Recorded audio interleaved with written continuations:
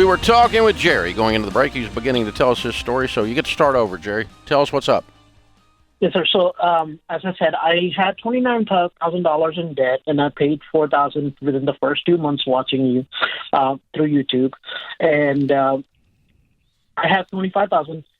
2,500 is credit card, and 10,000 is a personal loan that I actually took from Discover, which I have 21% interest charge on it. That I took it because of I was going to get married, and I actually married in India, and I took a $15,000 from my parents asked them for a loan also.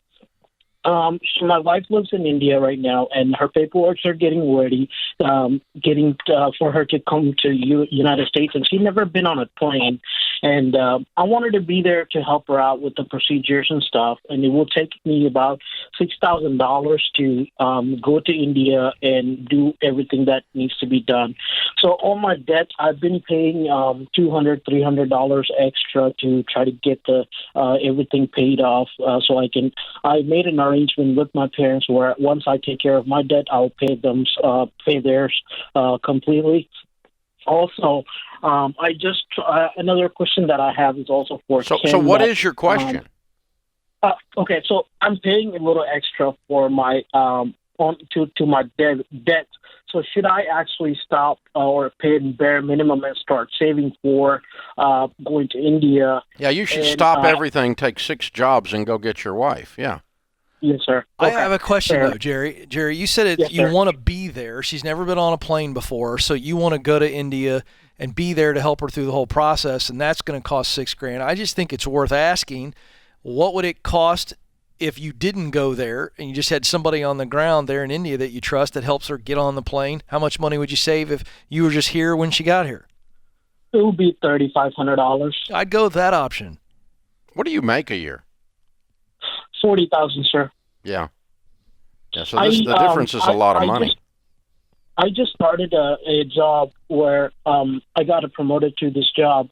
When they asked for how much I was, they want to give me for a salary. Goes, I took the bare minimum also, but I actually help with the current job that I have. I help out with 2 other departments to run their projects and stuff like that, Ken. So is it a good time for me to ask a raise? Because I've been there a year and a half, and they loved me, and they give me already 3-4 bonuses rather than a raise. So is it a good time for me to ask them a raise? Because I was concerned because of COVID and, things like that. Jerry, I don't think you should ask for a raise.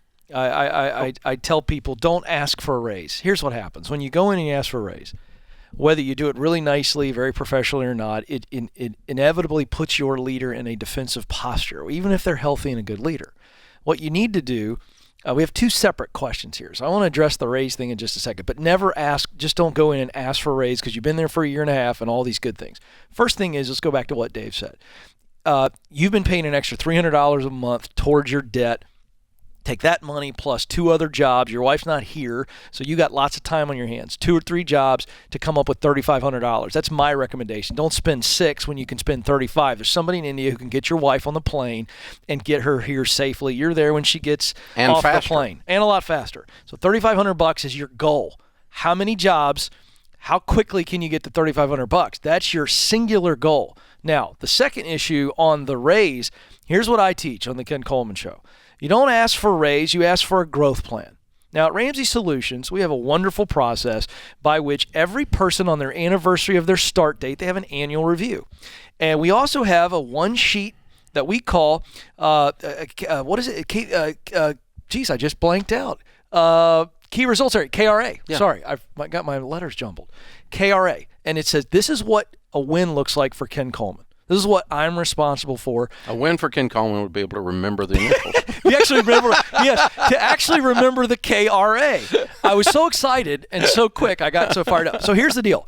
Here's what I want you to do. I want you to sit down with your leader and say, hey, if you do not have a KRA and if you do not have an annual review, I want you to go to your leader and ask for those things. Hey, can we sit down and work together? You give your leader some skin in the game, and you're not asking for a raise. You're saying, hey, I want to grow.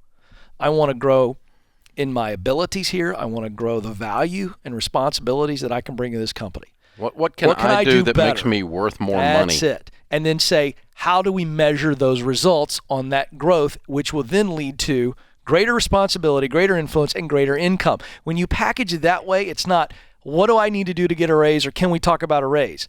The raise comes with the increase, the measurement. That's what I think you should do. Yeah. If you just switch shoes for a second with your employer, it tells you exactly how to do what Ken's talking about. Because if you have somebody working for you and you're paying them your money out of your pocket, when would you give them a raise? When they are adding more value. And so if you're making me a bunch of money or saving me a bunch of money more than your income indicates, then that means you are worth more to us. And so, we pay you more. And it's that thing that, are you causing the revenue to happen, or are you causing the expenses to go down? Either one of which gives me the money to give and share some of it with you. So you've added actual value, and then a raise is a no-brainer.